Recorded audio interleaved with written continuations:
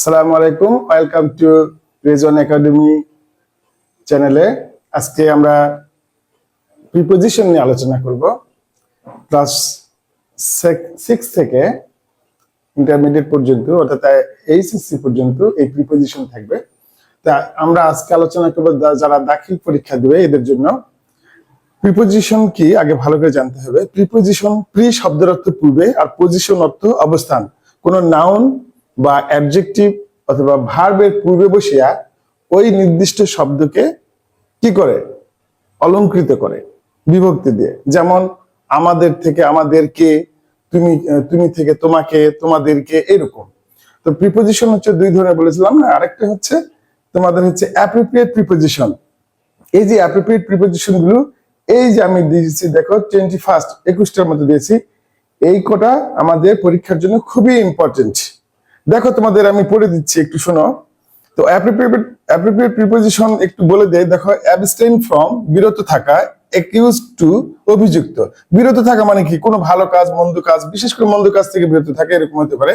Accused two মানে অভিযুক্ত, যেমন সে হচ্ছে চুরির অভিযোগে অভিযুক্ত, এরকম অ্যাকিউজ টু। এই অর্থগুলো কিন্তু তোমাদেরকে মুখস্থ করতে হবে। হ্যাঁ, অ্যাওয়ার অফ সতর্ক, কোন একটা মন্দ কাজ থেকে সতর্ক হওয়া, যেমন অ্যাওয়ার অফ সতর্ক হওয়া কি বিষয়, যেমন ব্যাড ওয়ার্ক খারাপ বিষয় থেকে তুমি সতর্ক হও। বিলং টু অধিকার থাকে, যেমন দিস পেন এই কলমটি এটা আমার অধিকারে আছে। Belong to me, this pen is belong to me. এখানে তাহলে বিলং টু শব্দ অর্থ অধিকার থাকা।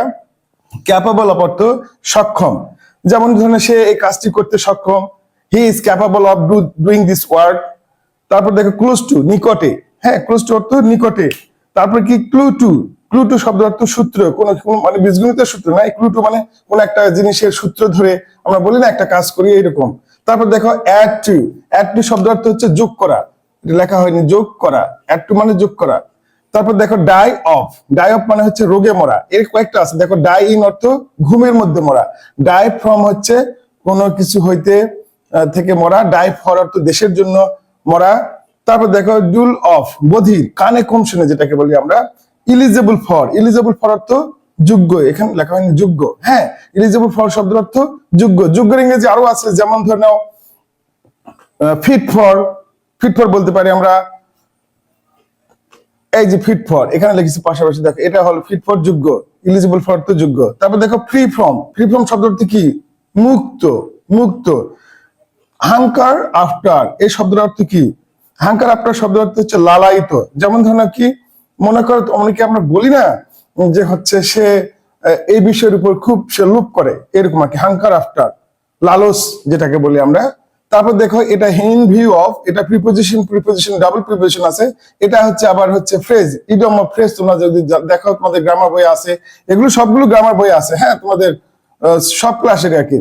তারপর দেখো ট্রু টু, এই যে ট্রু টু শব্দ অর্থ কি? অটল থাকা, যেমন he is true to his work, সে তার কাজে অটল। ভিকটিম টু শিকার হওয়া, মানে সে একটা কোনো বিষয়ে একটা খারাপ কাজে বা কোনো একটা বিষয়ের উপর জড়িয়ে গেছে, ভিকটিম শিকার হয়েছে আর কি। অর্দি অফ যোগ্য, অর্দি অফ শব্দের অর্থ যোগ্য। লং ফর শব্দের অর্থ হচ্ছে কামনা করা। আর একটা হচ্ছে লয়াল টু হচ্ছে অনুরক্ত। তো লয়াল টু অর্থ অনুরক্ত, যেমন ধরো কিরকম, আমি আমার কাজের হয়তো একজন যে আছে, আমি আমার বস যিনি আমার অফিসের বস, তার উপরে আমি অনুরক্ত, এই হচ্ছে লয়াল টু। এই যে আছে, এরপরে আরো কয়েকটা আছে। এইটুকু যদি তোমরা ভালো করে লিখতে পারো খাতায় বাংলা অর্থ সহকারে, আমার বিশ্বাস তোমরা এসএসসি তে যারা পরীক্ষা দিবে সামনে, এদের জন্য খুবই ইম্পর্টেন্ট। আর কয়েকটা আছে, আমি নেক্সট পার্টে অবশ্যই দেবো ইনশাল্লাহ, তোমাদের সঙ্গে থাকো। তো এই সম্পর্কে একটা দেখো, আমি তোমাদের মডেল একটা তৈরি করছি। An honest man is true dash, একজন সৎ মানুষ ইজ ট্রু কি ড্যাশ হিজ ওয়ার্ডস, তার ওয়ার্ডস মানে কি? তার মুখের কথা। হিজ ওয়ার্ডস এটা একটা পসেসিভ প্রোনাউন, এটা হচ্ছে তার নাউন হিসেবে কাজ করতেছে। হিজ ওয়ার্ডস তার কাজে কি অটল। এই দেখো ট্রু টু আমরা লিখেছি মনে হয় সম্ভবত। ট্রু টু শব্দের অর্থ হচ্ছে অটল, ট্রু টু। তারপর দেখো হি ডাজ নট ডিভাইড ফ্রম, এই দেখো এটাও কিন্তু একটা অ্যাপ্রোপ্রিয়েট প্রিপোজিশন। ডিভাইড ফ্রম মানে বিচ্যুত হওয়া। He does not divide from, এখানে he third person indefinite tense, he does not divide from, সে বিচ্যুত হয় না। দা পথ অফ মানে পথ আর কি। অনেস্টি মানে সততা, সৎ পথ থেকে সে কি হয় না? বিচ্যুত হয় না। ডিভাইড ফ্রম অনেক সময় কোশ্চেন দেখো এখানে ট্রু টু থেকে দিছে, এখানে প্রিপোজিশন আকারে দিতে পারে, তোমরা ভালো করে পড়ার সময় দেখতে হবে। হ্যাঁ, তারপরে হি নোজ, হি নোজ সে জানে দ্যাট যে ট্রু হ্যাপিনেস সত্যিকারের সুখ কনসিস্ট ড্যাশ অনেস্টি সততার উপর কি করে কনসিস্ট অফ মানে কি গঠিত, আর কনসিস্ট ইন অর্থ নিহিত থাকা। তাহলে এখানে কি হবে না ইন হবে, কনসিস্ট নিহিত আছে সততার উপর, তাহলে এখানে ইন হবে। তাহলে এখানে কি হবে টু, এখানে হবে ইন। সো তাই he does not fall victim to, এই যে দেখো ভিকটিম টু আমি মনে হয় লিখে দিয়েছি এখানে, ভিকটিম টু, এই যে ভিকটিম টু, এটাও পরীক্ষাতে আসতে পারে, এই জন্য খেয়াল করতে হবে। ফল ভিকটিম টু গ্রিড, সে লোভের প্রতি কি হয় না, লোভের শিকার হয় না। হি ডাজ নট কি হাঙ্কার, হি ডাজন্ট হাঙ্কার, হাঙ্কারের পর কি হয়, এই যে দেখো কোথায় লিখছি এই যে হাঙ্কার, এই যে হাঙ্কার আফটার, হাঙ্কার কি হবে এখানে আফটার, হাঙ্কার আফটার মানে লালায়িত আর কি হওয়া। হি ডাজ নট হাঙ্কার আফটার মানে সে টাকার প্রতি কি লোভী নয়। অ্যান অনেস্ট ম্যান, একজন সৎ মানুষ, অ্যাবস্টেইন হিমসেলফ, দেখো এই যে অ্যাবস্টেইন শব্দটা আছে, অ্যাবস্টেইনের সঙ্গে কি হবে ফ্রম, পাশাপাশি হতে হবে এমন কোনো কথা নাই যে হিমসেলফ দেওয়া আছে, abstain himself from corruption, corruption অর্থ তোমরা তো জানোই মানে দুর্নীতি। তাহলে একজন সৎ মানুষ, অ্যান অনেস্ট ম্যান একজন সৎ মানুষ, অ্যাবস্টেইন হিমসেলফ ফ্রম করাপশন, দুর্নীতি থেকে কি থাকে, দুর্নীতি থেকে সে অ্যাবস্টেইন ফ্রম মানে বিরত থাকে, এই যে আমরা 1 নম্বর পেয়েছি বিরত থাকে, তাই না, অ্যান অনেস্ট ম্যান। আচ্ছা তারপর দেখো হি নোজ সে জানে দ্যাট যে dishonesty is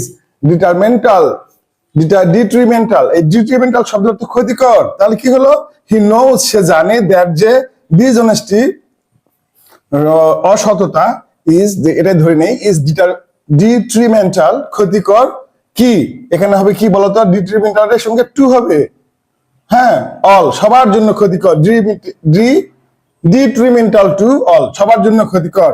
he does not associate with, এই দেখো এটা একটা প্রিপোজিশনাল ফ্রেজ শব্দ, অ্যাসোসিয়েট মানে সম্পৃক্ত থাকা, করাপ্ট মানে কি দুর্নীতি, সে দুর্নীতির সঙ্গে সম্পৃক্ত হয় না মানে থাকে না, পিপুল।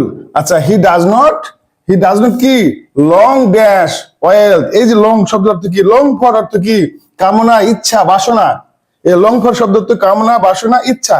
তাহলে he does not long for wealth, সে কখনো কি করে না সম্পদের ইচ্ছা করে না।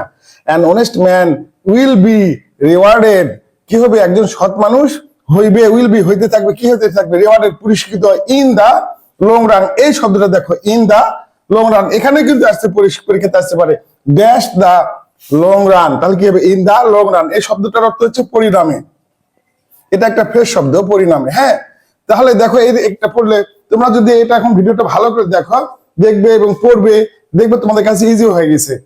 তো শ্রোতা বন্ধুরা আজকে যদি তোমাদের এই ক্লাসটা ভালো লাগে অবশ্যই তোমরা আমাদেরকে কমেন্টে জানাবে, তাহলে আমরা পরবর্তীতে আবার একটা ইংলিশের ক্লাস নিয়ে আসবো।